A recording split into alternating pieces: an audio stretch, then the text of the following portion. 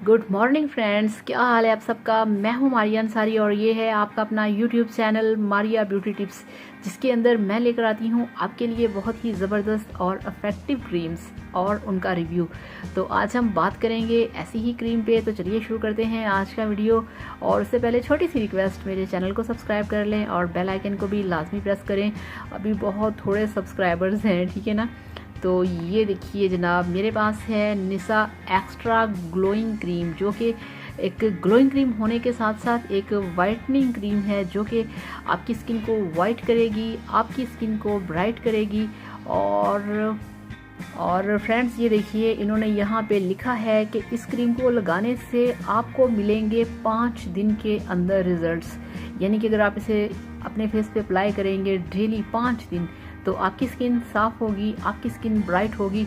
इनका ये कहना है कि इसको लगाने से आपकी स्किन के ऊपर जितनी भी डेड लेयर्स हैं वो उतर जाएंगी, जितनी डेड स्किन है वो रिमूव हो जाएगी और आपको मिलेगी एक नई young skin with extra glowing.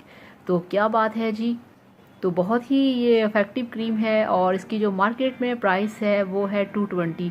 तो 220 के अंदर आपको निसा एक्स्ट्रा ग्लोइंग क्रीम मिल जाएगी। आप इसे लेके आएँ, आप इसे लगाएं और आप इसे बेहतरीन रिजल्ट्स के लिए आप इसे नाइट में यूज़ करें।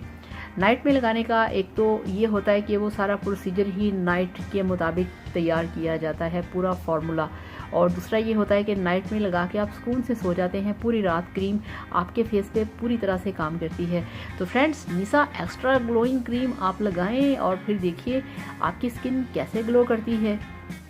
तो बहुत ज़बरदस्त है इनकी जो सारी चीज़ें हैं। इनका ये भी कहना है कि आपकी ये स्किन को यंग बनाएगी, आपको बहुत ही अच्छी लुक देगी, यंग लुक देगी।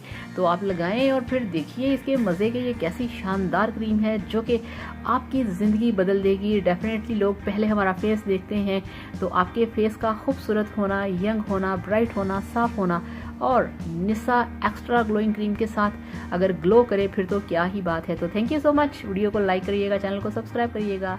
अल्लाह हाफिज़, बाय बाय।